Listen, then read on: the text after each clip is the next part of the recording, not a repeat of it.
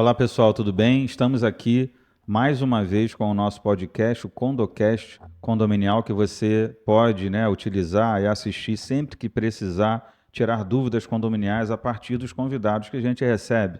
E hoje não vai ser diferente, o Condocast voltando, depois de uma pequena pausa, trazendo uma convidada muito especial, que é a doutora Caroline Romano, do escritório Romano lá em Meirão, Advogados Associados. Eu queria pedir a você que prestasse atenção no tema de hoje, que é um tema muito recorrente e trouxe, várias demandas de alterações, decisões recentes que podem fazer com que você se confunda ou pense de alguma forma em atuar de forma diferente daquilo que é o correto a fazer. Então, eu tenho certeza absoluta de que você vai poder hoje tirar muitas dúvidas. Mas, como de praxe, a gente sempre recomenda que você entre nas nossas redes sociais, que você siga o nosso Instagram, condocast.ga, que você mande também e-mails se precisar sugerir algum tema como esse que foi sugerido, para voltarmos nesse assunto, no nosso e-mail condocast.ga@gmail.com. E aí então a gente consegue aqui trazer para você temas como o de hoje. Nós vamos falar sobre cobrança,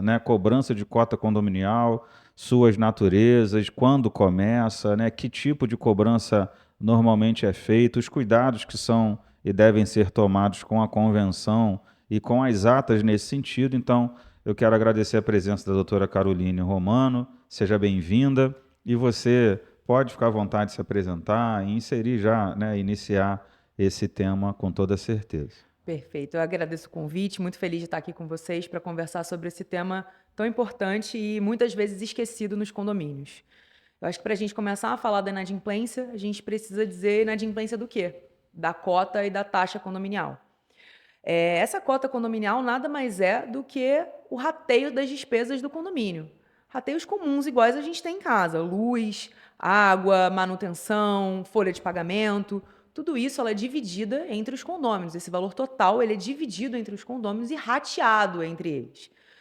Esse rateio ele é feito mensalmente, mas de forma anual na Assembleia Geral Ordinária, obrigatoriamente esse valor precisa ser revisto, ou mantido. Aí vai de cada condomínio. Dentro disso, a gente sabe que a previsão orçamentária traz essa exigibilidade anual, essa economia. E a gente estava até conversando nos bastidores antes do podcast começar, a dificuldade que a gente tem de fazer com que os moradores entendam que, obviamente, o perfil da previsão depende do rateio de gastos, de como o síndico estipula seus contratos, se ele negocia bem ou não, se ele respeita ou não, digamos assim, o avanço das negociações, esgotar as possibilidades antes de traduzir isso em aumento. E diante da economia local, ou seja, do condomínio, das pessoas, das famílias que recorrem a isso, a gente sabe que é mais do que normal ter inadimplência. Eu, por exemplo, no meu hall de condomínios, eu tenho condomínios com 10% de inadimplência e tenho condomínios com 60% de inadimplência. Então, assim, de forma administrativa e jurídica, alguns passos podem ser tomados, com relação a isso. Perfeito, sem dúvida alguma. A primeira questão que a gente precisa sempre observar é que essa cota ela vai ser revista anualmente, que como a gente tinha falado, até você citou a questão da ata, na Assembleia Geral Ordinária, que ela é feita de forma anual, a gente tem o ponto da previsão orçamentária e é ali que a gente vai debater os gastos e ver o valor desse rateio, É uma previsão do rateio. Isso não significa que você não vai ter gastos extraordinários, mas os gastos ordinários a gente consegue prever ali nesse ponto específico. E aqui eu queria chamar muita atenção, porque o fato de não ter uma pessoa técnica, como um jurídico, por exemplo, na Assembleia, muitas vezes atrasa a recuperação desse crédito do inadimplente. Por que disso? Porque hoje a gente tem várias formas de recuperar essa inadimplência, de uma forma rápida e segura via judiciário, por exemplo, que a gente vai tratar um pouquinho mais lá na frente. Mas aí, falando aqui da Assembleia, o ponto da ata é um ponto crucial. Porque normalmente quando a gente está lá na empolgação da Assembleia, pergunta, e aí, está aprovada a previsão orçamentária? 6% de aumento, por exemplo. E aí, na pressa, as pessoas vão, não, aprovado, e coloca lá na ata, previsão, aprovado 6% de aumento. Isso a gente não consegue usar no judiciário. Isso é um problema para que a gente dê entrada nas ações de execução para recuperar de forma mais rápida a cota. Então, só fazendo um parênteses aí, isso é uma recomendação para os síndicos, para as administradoras também de fazer com que a ata apresente a liquidez do valor da cota anterior e posterior com aquele aumento. Ou seja, Perfeito. colocando lá uma planilha, um resumo de contas de cada fração, de cada unidade, o que era antes e o que é depois, para tornar ela mais exequível, é isso? É isso. A gente precisa de um valor líquido para que esse valor seja executado, para que seja um título executivo. E é na ata da Assembleia que isso tem que constar. E se isso, desculpa, e se isso não acontecer, vocês vão ter uma outra. Se isso não acontece, a gente não tem na ata, a gente precisa ingressar com uma ação de conhecimento, que é uma ação de cobrança. Que ao invés de demorar 2, 3 anos para a gente conseguir cobrar o inadimplente, a gente vai demorar o tempo aí de duas Copas do Mundo para conseguir, porque você vai ter o passo a passo desde lá do início, você vai ter que comprovar aquele crédito. E isso vira um problema, porque esse tempo que você poderia estar recuperando o dinheiro para o caixa do condomínio, você está gastando com uma demanda judicial desnecessária, que se você tivesse corrigido na ata da Assembleia, não teria sido preciso ingressar dessa forma. Essa é uma situação que a gente já está acostumado, né, a acompanhar e, de fato, é um fator que pesa muito na eficiência do trabalho, na eficiência da recuperação do crédito, e muito pouca gente sabe disso, né? Muito pouca gente faz a distinção do que uma ata bem redigida, com ali a discriminação de cotas por fração, pode fazer com que esse dinheiro retorne com muito mais facilidade. É um ponto importante para você que assiste a gente observar também, recomendar à sua administradora, recomendar ao seu síndico que produza uma ata melhor, né, nesse sentido. E aí, para recuperar essa cota, né, digamos assim, a gente tem esse passo da ata, mas ao mesmo tempo a convivência com esse tempo, né, entre você reconhecer que há um débito e conseguir recuperar esse débito. Dentro desse tempo, os condomínios vão ali sofrendo, né, com esse percentual de inadimplência que muitas vezes tende a aumentar.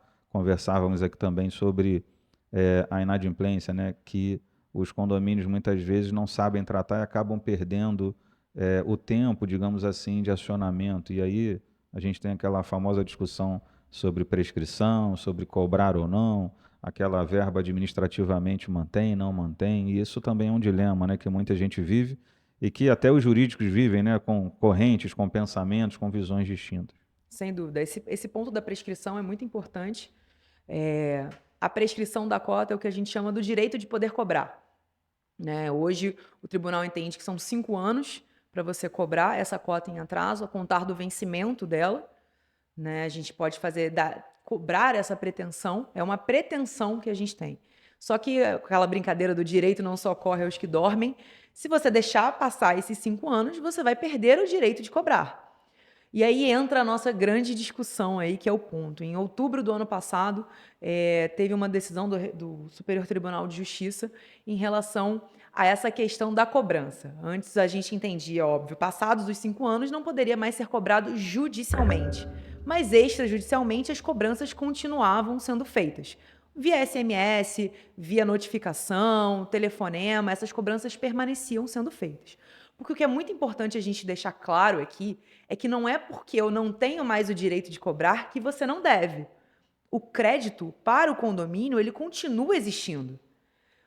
O condomínio, ele segue inadimplente.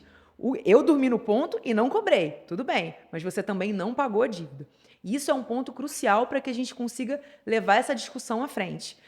No ponto condominial, o inadimplente ele sofre algumas questões, como não poder votar em assembleia, uma questão relacionada a um termo de quitação das cotas condominiais no imóvel no momento de uma compra e venda, por exemplo. Todas essas questões vão impactar diretamente na tratativa do dia a dia do condômino que permanece inadimplente. A gente vai precisar gastar um pouquinho mais de tempo aí, porque esse é um assunto polêmico, né?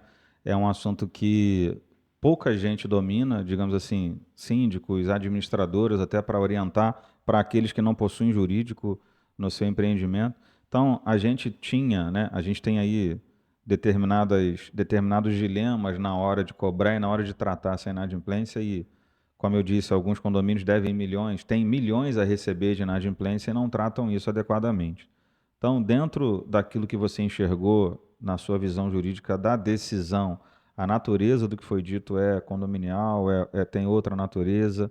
A gente pode, então, considerar ainda internamente essa pessoa inadimplente, mas não podemos cobrá-la, ou seja, mandar, né, todas aquelas ferramentas de cobrança. e ela continuaria, por força dessa decisão, ela não abarcou, por exemplo, a exclusão dessa dívida? Exatamente. O que acontece? Só que para que as pessoas consigam entender, hoje a gente tem o Código de Defesa do Consumidor, que foi onde essa decisão do Superior Tribunal de Justiça ela foi baseada numa relação de consumo. O que não acontece aqui na nossa situação. Condomínio não tem relação de consumo com o condômino, isso não existe. Tá? Aqui é regido pelo Código Civil. Então é importante a gente destacar que a pretensão da cobrança, ela encerra. Eu não posso te cobrar sendo judicial ou extrajudicial. Mas isso não significa que o meu crédito como condomínio, ele deixou de existir. Uhum. É legal a gente destacar isso porque quando você fala de condomínio, você está falando da sociedade condominial. A partir do momento que você diz que o condômino não tem mais um débito com o condomínio, você está livrando ele de uma dívida com todo mundo vai precisar arcar com essa dívida. Quando você ingressa com uma ação de execução ou que seja uma ação de cobrança contra aquele devedor, você nada mais está fazendo do que repor o caixa. Você não está cobrando um valor que ele não deve, você está repondo o caixa do condomínio, porque o que ele deixou de pagar, os outros condôminos adimplentes estão pagando. Então, esse ponto é um ponto interessante da gente observar sobre essa ótica, que não é da relação de consumo. É importante destacar isso. Então, gente, assim, é bem observado porque no direito condominial, né, na seara condominial, a gente tem ali iguais, né, em suas frações, né, levemente diferentes, mas eles são iguais em termos de natureza. Eu sou condômino, concorro com você nas obrigações, concorro com você também nos direitos e deveres. E aí a gente lembra muito, né, da natureza condominial, das obrigações das unidades serem próprio terreno, ou seja, uma obrigação que persegue a unidade. A gente lembra muito também de que não há transação, não há o pagamento. Então, o que é sugerido como natureza, que é incorporado pelo condômino que compra uma unidade? Eu vou concorrer com as despesas eleitas na Assembleia, com o valor da cota estipulado na Assembleia, e eu vou, por obrigação da minha unidade, como responsável por ela na RGI, pagar a cota. Quem paga está cumprindo, quem não paga está descumprindo.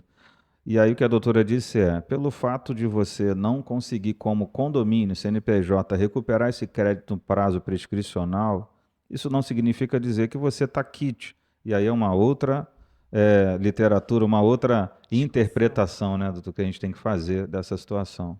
O que eu estou trazendo aqui, isso foi muito recente, né? Foi outubro de 2023, outubro do ano passado.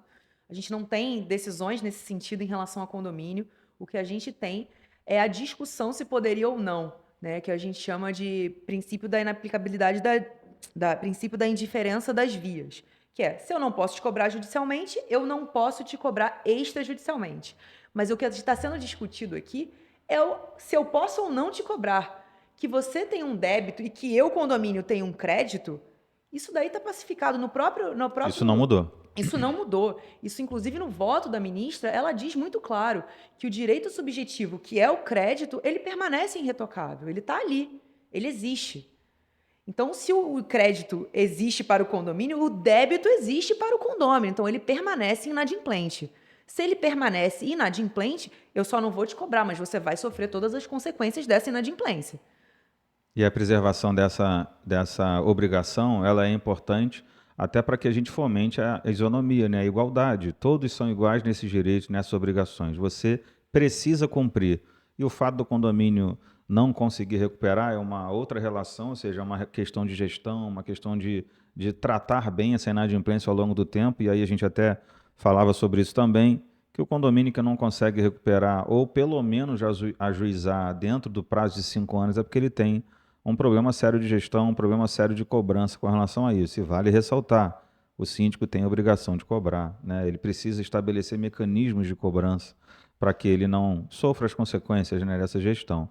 Então, doutor, assim, dentro dessa realidade, hoje a gente pode considerar, na visão, né, na sua visão, que o condomínio pode continuar considerando nas assembleias a pessoa que não foi acionada, a pessoa que não a cota já está prescrita, aquela cota continua existindo, continua contando juros, multa e etc., porque não houve o crédito, ou seja, a quitação daquela obrigação.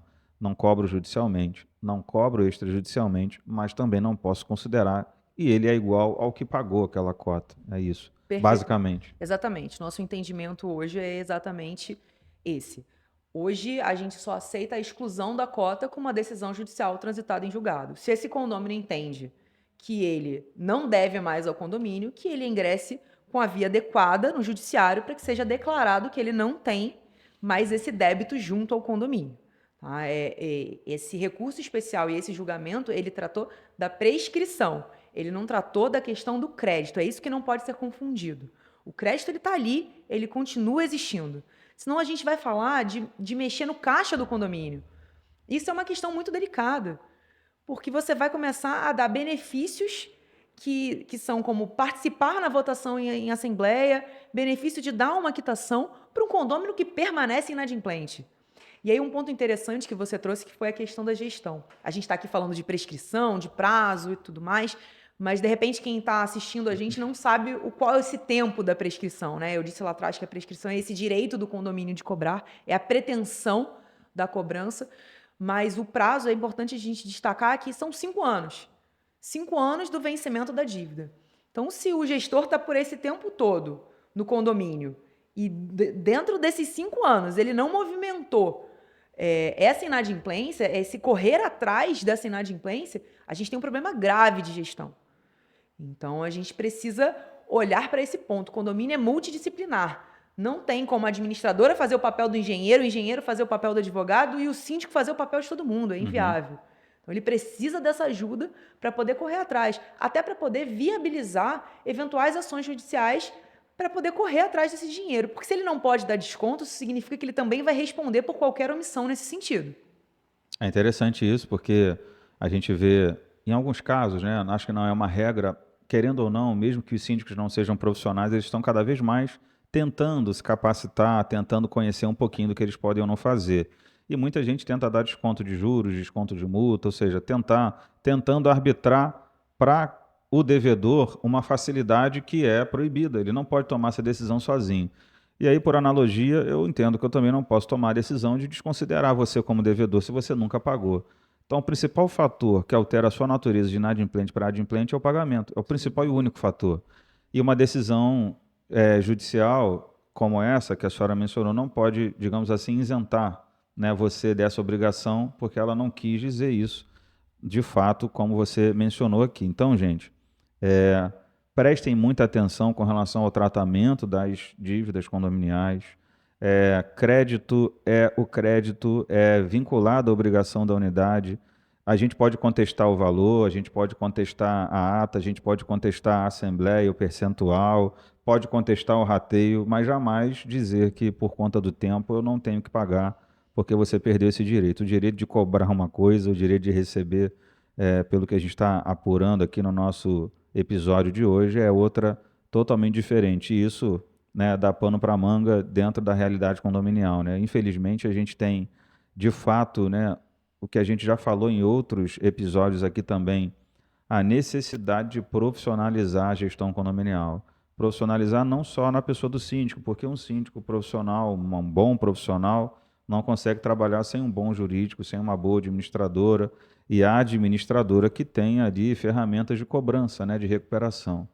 É importantíssimo, por exemplo, para vários condomínios que eu conheço, o valor que ele recupera mensalmente de extrajudicial. Ele ajuda a recompor a cota, ajuda a recompor, né, aquele volume financeiro mensal para quitar as obrigações. Se não fosse isso, praticamente 100% deles estariam com garantidora, né, que é uma outra natureza, que é uma outra discussão e uma outra empresa também.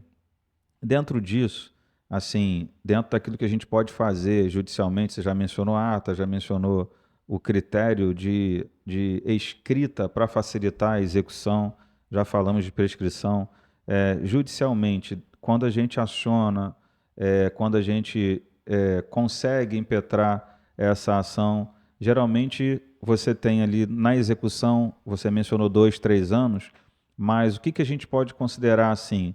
O condomínio vai receber todos esses custos de volta, tem aquela questão de pedir isenção, de pedir parcelamento, e aí os condomínios normalmente não conseguem. O que você tem Então, vamos lá, para a para dizer gente para a gente? conseguir instruir um pouquinho de como acontece essa ação de execução e a de cobrança, né? Que eventualmente vai acontecer, porque a gente vai pegar atas que não foram feitas da forma correta. Para a gente ingressar com essa ação de cobrança ou de execução, é importante que a gente saiba quem é o proprietário ou real possuidor do imóvel. Isso é uma condição absoluta para que a gente consiga distribuir a ação. Como é que a gente faz isso? Por meio do RGI do imóvel ou o cadastro junto à administração, porque infelizmente no Brasil a gente tem o hábito da compra e venda dos imóveis, mas sem o registro. Isso não significa que quem mora no imóvel não é o proprietário. Ele é o proprietário de fato, ele está ali residindo, ele tem a posse do imóvel, ele usufrui do condomínio. E isso é importantíssimo. O Superior Tribunal de Justiça ele já entendeu que quem está na posse do imóvel responde também pelas dívidas condominiais.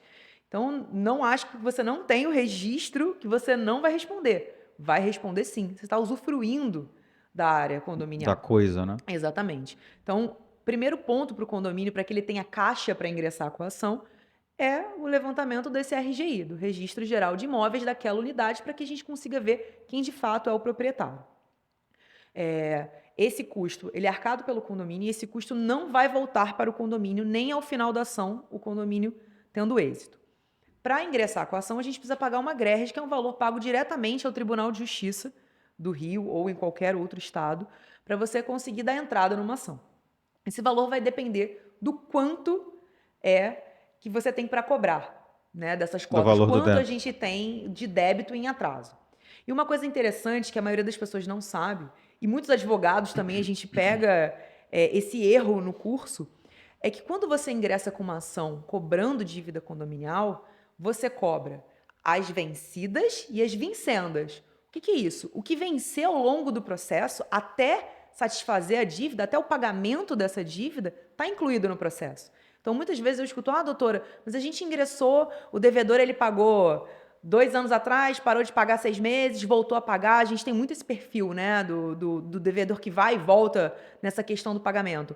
Eu preciso ingressar com uma nova ação toda vez que ele parar de pagar. Você ingressou com a ação, ele parou de pagar, a gente precisa voltar? Não, eu consigo incluir na mesma ação. Até que a dívida seja satisfeita, até que aquele crédito seja completamente pago, a gente consegue, na mesma ação, abarcar todo esse valor. E é por isso que é importante você ter uma condição específica e um olhar atento, porque você está, inclusive, coibindo essa inadimplência de girar. Porque quando o cara é um devedor quanto mais, que é aquele cara que ele não vai pagar mesmo, ele só vai pagar com uma ação judicial, e muitas vezes o imóvel vai à penhora, e aí isso é um ponto interessante da gente depois conversar, né? Falar sobre a penhora do imóvel. Tem o que dizem, não, mas é bem de família, não vai penhorar. Vai penhorar. O imóvel vai a leilão, mesmo sendo bem de família. A dívida, como você bem disse antes, ela é próprio terreno, ela é do imóvel, então o imóvel paga essa dívida, é uma das exceções à regra. Mas a gente tem esse ponto. Voltando, né? Da ônus reais e a GRERD para iniciar essa ação de execução para que o condomínio possa cobrar. Esse é o primeiro ponto. E aí a gente também fez o questionamento da gratuidade de justiça. Existe sim a possibilidade da gratuidade de justiça para o condomínio, mas a gente precisa comprovar essa gratuidade de justiça através do balancete. Um balancete negativo, se a gente mostra que as contas do condomínio não estão batendo. Eu tenho um condomínio, por exemplo, que a gente presta assessoria e eu não tenho dificuldade de gratuidade de justiça com ele, porque ele tem uma dívida de 4 milhões.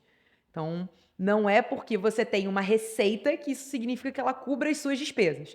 Isso precisa ser demonstrado ao judiciário. Tá? É fácil conseguir gratuidade de justiça para o condomínio? Não. A exceção é conseguir.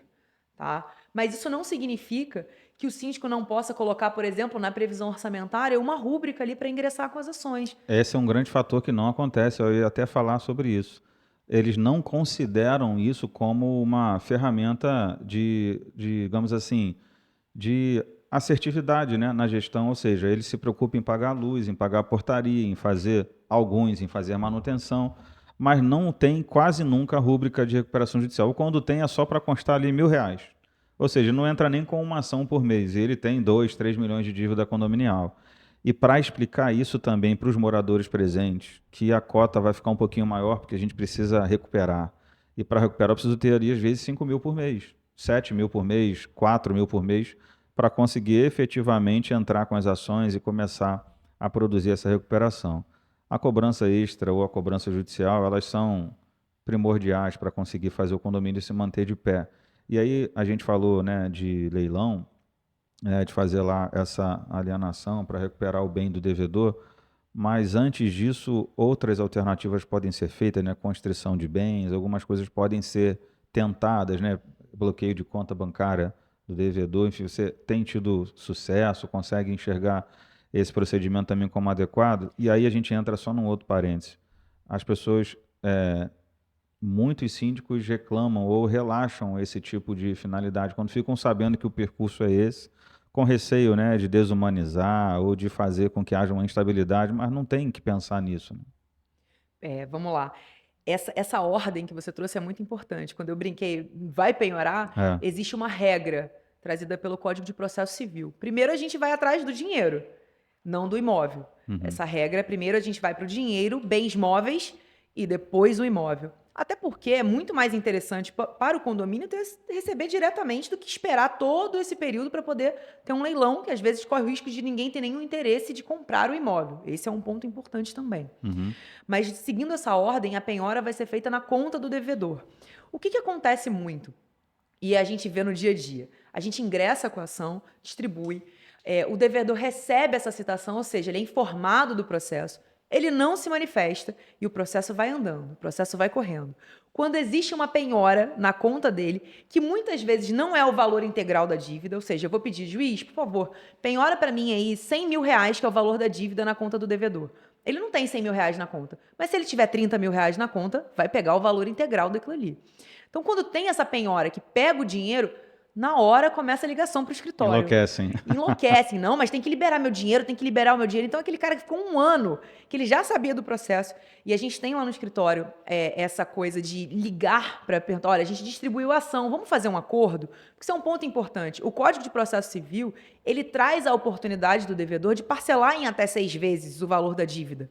Então, eu me adianto, porque eu quero receber, eu quero que o condomínio receba. Precisa fazer, foi o que você trouxe, vários condomínios, eles conseguem sobreviver com o dinheiro da recuperação da inadimplência. Então, se o Código de Processo Civil, ele te oportuniza parcelar em 6 vezes, a gente também oportuniza o devedor no momento, né, em que ele recebe a citação, no curso do processo até a penhora do valor, para que ele pague isso de forma parcelada. Só que uma vez que esse dinheiro foi penhorado, concorda comigo que não faz o menor sentido eu passar a parcelar aquele valor? O Sim. dinheiro está ali, eu vou pedir o levantamento do que foi bloqueado.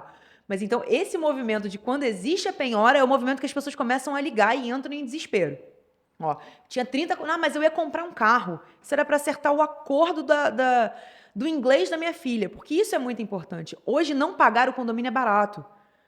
Né? Essa mudança legislativa que a gente teve, de que o condomínio tem uma limitação da multa em 2%, e como as convenções elas não trazem o índice de juros e acaba aplicando 1% ao mês, é barato não pagar a cota condominial. Sim. As pessoas preferem pagar qualquer outra coisa que tem uma aplicação de juros maior, como o do Código de Consumidor, que em regra no mercado é praticado 10%. Prioriza o cartão de crédito, prioriza a mensalidade da escola, a fatura do carro, né? Tudo. Mas o condomínio fica para depois. Só que eu acho que isso está mudando um pouco, né? É importante, para quem tem né? garantidor e para alguns condomínios isso E está até mudando. porque a dívida com a escola, por exemplo, não vai fazer você perder o seu imóvel.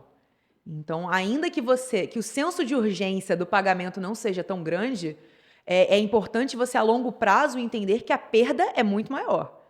Né? Então, às vezes, você vai ter uma dívida que vai superar o valor do seu imóvel. Você não vai conseguir viabilizar a venda daquilo para conseguir quitar qualquer outra coisa dentro do seu núcleo familiar, dentro das suas dívidas e da questão ali. Então, esse momento da penhora é o momento que liga todo mundo desesperado. Não, vamos fazer um acordo. O que não significa que a gente não possa fazer. Né? Nesse exemplo que eu estava dando, dizendo, olha, a gente tem 100 mil de dívida, foi penhorada 30 mil, ótimo, a gente vai fingir que foi uma entrada de 30 mil, vamos fazer aí um acordo da diferença. Eu acho que até a gente estava até brincando da questão da cobrança humanizada, que eu até brinquei com você, o que é uma cobrança humanizada? Porque todo mundo tem um olhar humanizado para o devedor, mas e para o adimplente que está lá suando para pagar a cota condominial? Perdendo os direitos, muitas vezes, de usar a área comum, porque não tem dinheiro no condomínio para sustentar aquela área, por conta desse devedor. E aí, tem gente que acha é excessivamente oneroso, ou seja, vai trazer para a gente problemas, tirar 30 mil da pessoa de uma vez. Na verdade, é totalmente o contrário, né? Acho que juiz nenhum reconhece isso que não seja a obrigação de pagar. Eu tive um caso de uma pessoa, né, um rapaz que estava devendo já há uns 7 anos o condomínio. E ele era quem respondia pela unidade, estava no cadastro também junto com o nome da esposa.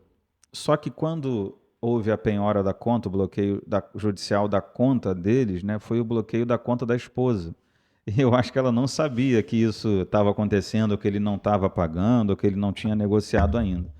E ele pagou, tipo, R$ 50.000 3 dias depois do bloqueio da conta da esposa. Ele de fato quitou, desbloqueou a conta dela e quitou. Ou seja, é uma ferramenta muito eficaz, Sim. que de fato as pessoas só dão valor e importância a isso. E, só para lembrar, né, os honorários, além da atualização, honorários, ou seja, o devedor que deu causa, ele paga isso tudo depois, né? Então essa dívida acaba crescendo muito. Perfeito. A dívida ela vai vir com juros, correção e honorários.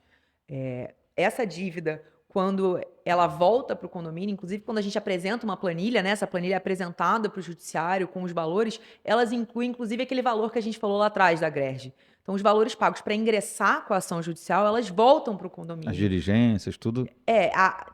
A diligência em si do advogado contratado pelo condomínio, não. Dos Tá? oficiais, né? Mas as questões oficiais de citação, Sim, precisei sim, pagar mais um valor aqui para citar com o oficial de justiça. sim. Todos esses valores pagos diretamente ao Tribunal de Justiça, que é o que a gente chama de custas, eles vão voltar.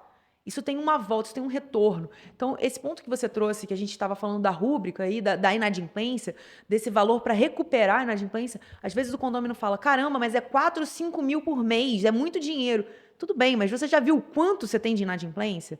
Você tem uma dívida de 400, 500 mil. Às vezes só uma unidade, com o valor de uma grege que você vai pagar para o tribunal de R$ 2.000 que seja, é caro? É caro, não é barato. Mas você vai ter de volta esse dinheiro e você vai recuperar às vezes 50, 60, 70 mil reais. Isso faz todo sentido para repor o caixa. E esse ponto que você falou, as pessoas ficam, mas vai prejudicar o devedor, esse bloqueio de 30 mil na conta. Tudo bem, mas ele está prejudicando o condomínio por quanto tempo para ele ter uma dívida de 30 mil? Quanto tempo ele está negligenciando toda a sociedade condominial para que ele pague outras coisas ou priorizando outras situações e só agora ele resolveu olhar, tendo dinheiro na conta, porque ele poderia ter feito um acordo antes. Então, assim, essa questão da cobrança humanizada, eu entendo. Mas você precisa ter um olhar humanizado para quem está se esforçando para pagar o condomínio também. Né? Obviamente, a gente não vai botar um outdoor na frente do condomínio com a lista de devedores, nem poderia. A gente não vai fazer uma exposição vexatória de ninguém. Mas eu não estou bloqueando uma conta do dia a dia do cara. Eu estou repondo o caixa do condomínio que está afetando um monte de gente. Então, isso é um ponto muito importante que tem que ficar claro, porque eu vejo muitos síndicos com essa dificuldade de cobrar. Não, mas eu conheço fulano, poxa, ele está passando por uma situação delicada. A gente entende, a gente tenta negociar, a gente viabiliza um acordo, porque tudo isso, todos os acordos feitos, eles são autorizados pelo síndico. Né? O escritório de cobrança, o jurídico que seja, não vai passar por cima da decisão e nem pode da decisão do síndico. Mas é importante que esse olhar do síndico seja um olhar profissional em relação ao caixa que ele tem. Né? A gente pode fazer algumas concessões de prazo, não de valores. Você não pode abater valores, o síndico não tem esse poder. Mas do prazo, de prorrogar, é viável, mas você não pode deixar o cara empurrar aquilo. Você falou de acordo, uma coisa interessante muita gente que deve R$ 20.000 faz acordo para começar a pagar esses 20 mil dali para frente. Só que eles param de pagar a cota atual. Isso, na visão de vocês, já de alguma forma, interromper o acordo, já é passível de interrupção do acordo para ajuizar? Porque uma coisa, o condomínio precisa receber uma receita extraordinária, ou seja, ele conta com a ordinária, com a obrigação atual, mas quer que a pessoa cumpra a obrigação do passado pagando aquele acordo. Então ele acumula as receitas e ele, né, recupera depois de um tempo.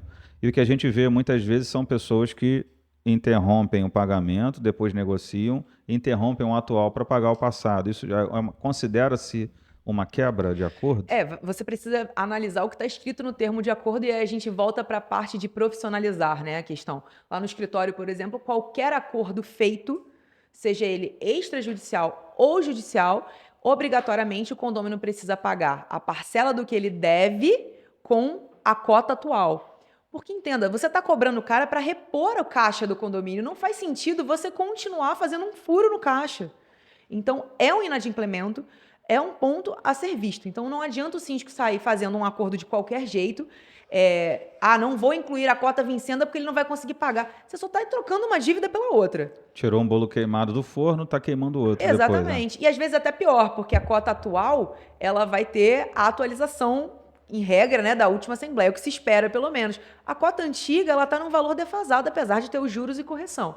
Então, quando se faz um acordo, principalmente em condomínio, é uma condição sine qua non você colocar o pagamento da atual e a passada, porque senão você está só trocando dívida, não faz o menor sentido. Não faz o menor sentido. E o impacto da inadimplência é tão grave que ele é muitas vezes silencioso, né? Como uma doença silenciosa, quando você vê, ela se alastrou. Já peguei condomínios que, pelo fato de não ter o dimensionamento da previsão adequado, pelo fato de não ter cobrança extrajudicial adequada, não ter cobrança judicial, nem advogado tinha, eles simplesmente não tinham a receita mensal adequada para cumprir as obrigações, começaram a ficar devendo à concessionária, e aí a concessionária, né, na época a anterior à SEDAI, aqui no Rio, a dívida foi crescendo, começaram a ficar devendo fornecedores, prestadores, por conta da não atualização da cota, da não recuperação da inadimplência, do não acionamento, ou seja, nem judicialmente recuperava, e aí isso foi impactando.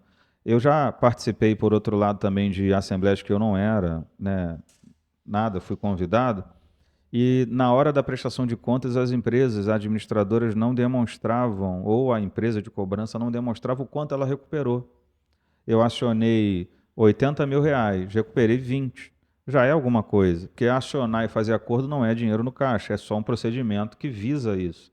Então, assim, a gente vê muita gente não fazer ou fazer e não conseguir realizar, e isso de alguma forma vai impactar.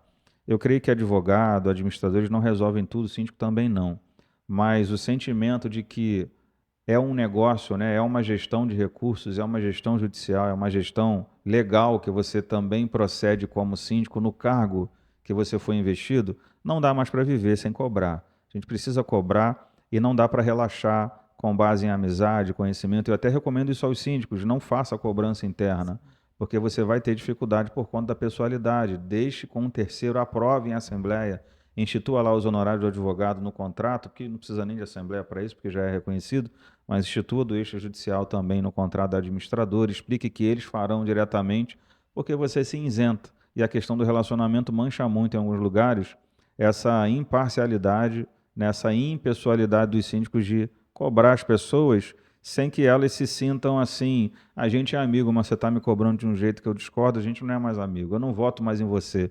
E existe muito disso. Então, realmente, doutora Caroline, profissionalizar é uma demanda emergencial hoje em muitos lugares e assim, independentemente da geografia, lugares nobres ou não, condomínio é condomínio em qualquer lugar e existem processos que não são profissionais em muitos lugares, até nobres, que a gente se assusta por conta da não recuperação.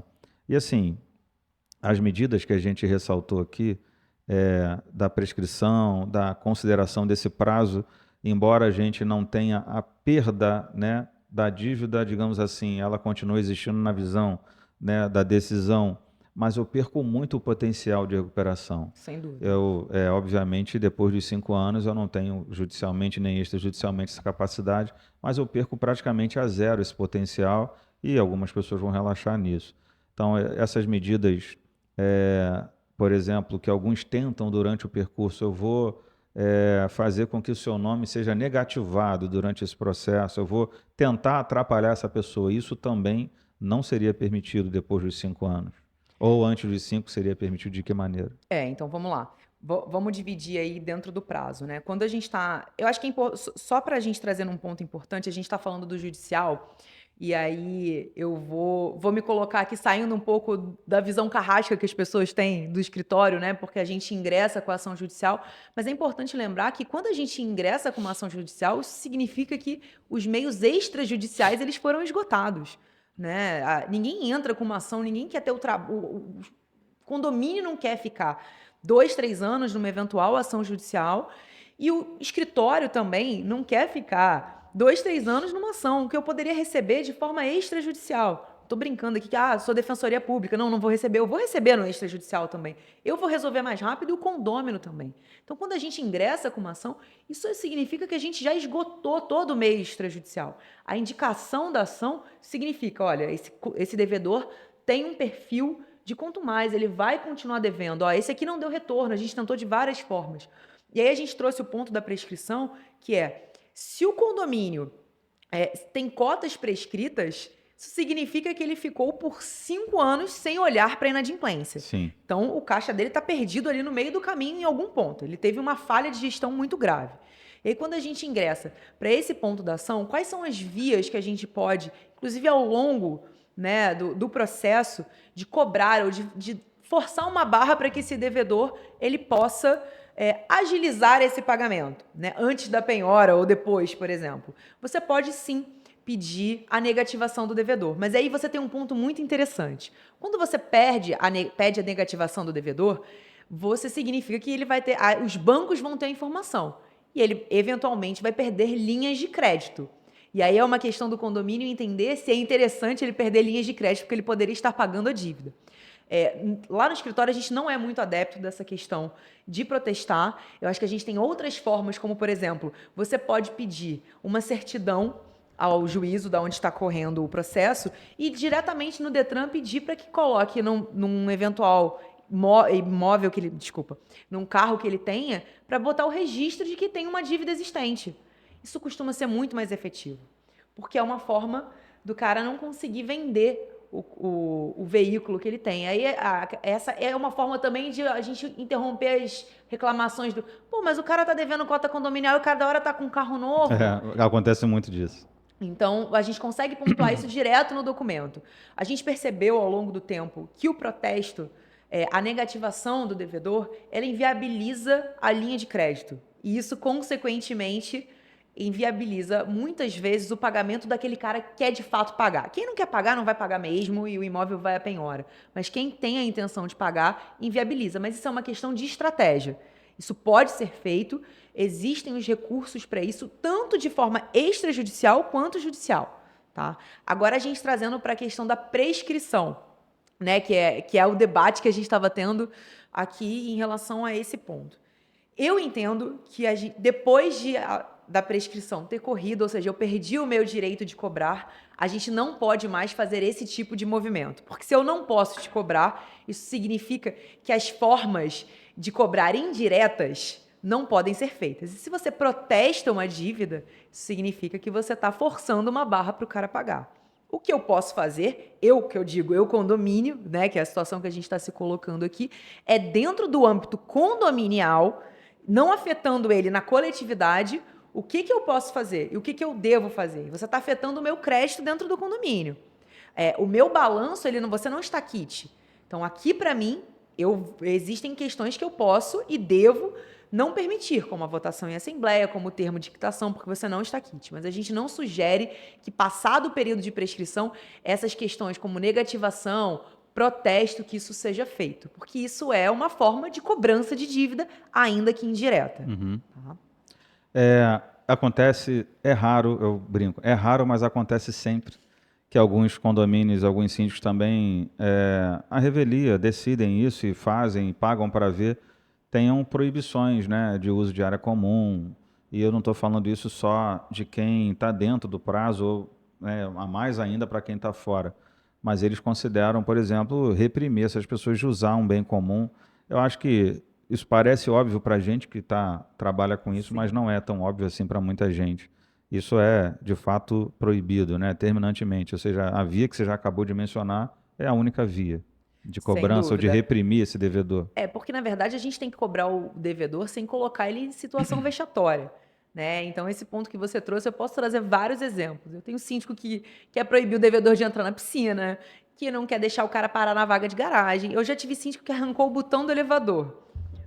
Então, assim, você não paga a conta de luz, você não vai usar o elevador, não faz sentido. Gente, não pode. Pelo amor de Deus, não façam isso. Parou de cortar a grama em frente à unidade devedora. Exatamente. Então, assim, são modos de coibir que não são válidos. A forma que você tem é fazer a cobrança judicial e extrajudicial. Inclusive, o STJ já entendeu, é pacificado isso há muito tempo, de que a A forma de cobrança do devedor é exclusivamente essa. Você não pode deixar que ele... Como é que a gente vai trazer isso? Você não pode expor o devedor, isso é um ponto importante. Você não pode trazer aquela lista de inadimplente e colar no aviso do condomínio. Você não pode fazer essa exposição. Isso vai gerar uma ação para o condomínio com um eventual pagamento de dano moral para o devedor que ele nem vai usar para pagar a cota. Então, isso não pode ser feito. Importante ressaltar. Como você também não pode proibir o devedor de usar as áreas comuns. Seja elevador, seja piscina, brinquedoteca, o que for. Ele ou os visitantes. Isso não pode acontecer. A gente entende que tem uma revolta, né? Ele não está pagando a cota condominal, ele não está rateando as despesas do condomínio. Mas para isso existe a forma legal de ser feita a cobrança. Não é o síndico de forma arbitrária ou o conselho, porque às vezes eu ainda escuto, não, mas o conselho concordou comigo. Ou pior, não, mas foi decidido em assembleia. A assembleia é soberana, ela pode decidir o ilegal. Mas assim, a assembleia é soberana até determinado ponto. Né? A gente tem uma legislação que norteia a gente, senão daqui a pouco a assembleia é soberana para falar sobre homicídio dentro do condomínio. Não, não pagou 3 meses, a gente pode matar a facada dentro do condomínio. Não é assim que funciona. Para trocar o estacionamento por uma piscina, por uma quadra, a Assembleia Soberana decidiu e faz. Não é assim que as coisas funcionam. É uma soberania relativa, né? Exatamente. É uma soberania sobre o olhar da legislação. Não é uma soberania que é uma terra sem lei, a gente se junta e decide. Não é assim que funciona. A maioria quis assim. Um outro fator que é o fator do próprio leilão, né? Muitos dizem, e infelizmente algumas pessoas pregam isso, assim, é o que eu disse, tem gente que tem um conhecimento para o bem, tem gente que tem um conhecimento para o mal. Já ouvi um morador dizendo assim, eu estou devendo 15 mil, minha unidade vale 400, eu não vou ter o meu bem penhorado porque minha dívida ainda é muito pequena, isso não vai acontecer. Então, assim, na sua visão, é óbvio que a gente sabe que alguns juízes, alguns tribunais podem levar isso em consideração, mas o que na visão de vocês é razoável assim, passar? Obviamente que tudo que nós dissemos até aqui no episódio é razoável se ele cumprir com isso, constrição de bens, ou seja, a repressão, digamos assim, cobrando, colocando os juros, não abrindo mão disso, isso faz com que haja uma consideração de pagar, e mesmo que não haja, tem esse último estágio, que é o estágio do imóvel em si. Acho que vale a pena a gente falar um pouquinho disso já no final do episódio, para que eles saibam, né, que de fato a dívida condominial ela é uma dívida existente, vai conseguir de alguma forma impactar no imóvel, mas alguns falam isso, né? Minha dívida ainda é pequena para impactar num possível leilão, e eles relaxam e param mesmo de pagar. Sem dúvida, isso é uma coisa que acontece muito. A gente vê que o perfil da pessoa que fala, não, minha dívida é pequena e vai leilão, é o cara que normalmente ele não tem nada na conta, ele não tem nenhum bem móvel no nome dele, então a gente não consegue nessas etapas suprimir a dívida, né? Então o caminhar do processo vai ser a penhora do imóvel. E normalmente essa fala vem acompanhada de, não, mas é o meu único imóvel, ele não vai ser penhorado, é bem de família.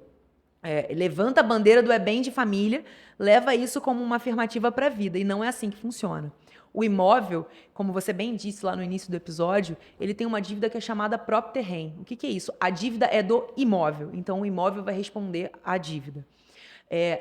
Na questão de bem de família, quando a legislação trouxe o bem de família, ela trouxe de um olhar de garantia da moradia, ela trouxe exceções. E dentro dessas exceções está a cota condominial. O imóvel vai sim a leilão, mesmo sendo o único bem da família e mesmo a dívida sendo pequena. Porque vamos supor que tenha sobrado do valor do imóvel, porque às vezes não sobra, você tem que pagar leiloeiro, você tem taxa, porque normalmente o cara que não paga a cota condominial, ele não paga o seguro do incêndio, ele não paga o IPTU. Então, assim, são várias outras questões. Tudo isso é suprimido junto com o leilão? Tudo isso vai ser suprimido junto com o leilão. Porque se ele deixou de pagar o condomínio, provavelmente ele também não está pagando o financiamento do imóvel. Em regra, é assim que funciona. Não sabia, para mim era só a cota que era resolvida. Não, porque quando você tem uma regrinha ali do leilão, né? Diz tudo que o imóvel está devendo. Sim. E quando diz tudo que o imóvel está devendo, quem vai arrematar esse imóvel vai ter que arcar com todas essas dívidas. Entendi. Porque o IPTU também é um ponto que faz o imóvel, que sendo bem de família, ir a leilão. Então, assim como a cota condominial, o IPTU também é um ponto delicado em relação ao não pagamento. Então, tendo essa cota, independente do valor, a diferença vai ser devolvida para o ex-proprietário, porque ele vai deixar de ser proprietário. Então, obviamente, a gente não quer satisfazer uma dívida de 15 mil num imóvel de 400. Não é interessante para ninguém. Isso dá trabalho para todo mundo, um processo que vai se arrastar, o imóvel vai ser vendido por um valor muito menor, porque isso é um ponto que precisa ser visto. O cara fala assim, não, mas o meu imóvel vale 400 mil. Ele vale 400 mil no primeiro momento do leilão, e ele não vai ser vendido por esse valor. Em regra, ele vai ser vendido por metade do preço. Então, é importante que a pessoa veja que ela vai ter uma depreciação patrimonial gigantesca numa dívida que, como ele mesmo disse, é só de 15 mil. A proporção não bate. Mas esse argumento de o meu imóvel não vai a leilão por causa de 15 mil, não tem como, tá? Não faz sentido. O juiz vai ver, vai argumentar. Muitas vezes ele vai pedir, não, intima o devedor de novo, vamos ver se ele não tem o interesse de pagar. Às vezes esse processo vai se arrastar um pouquinho, né? Mas isso não significa que o imóvel dele não vai ser penhorado. Inclusive, a dívida dele vai aumentando, porque a gente tem os juros e a correção mensal. E, consequentemente, o aumento dos honorários aí nesse processo. E dentro desse arcabouço todo, dessa complexidade toda, a intenção é de preservar a igualdade dos créditos e das obrigações entre os moradores. Então, se a gente chega a esse ponto, né, de usar o bem de família único, exclusivo, para suprimir dívida condominial, por que uma decisão de prescrição não seria, né, desarrazoada em permitir que aquela dívida fosse excluída?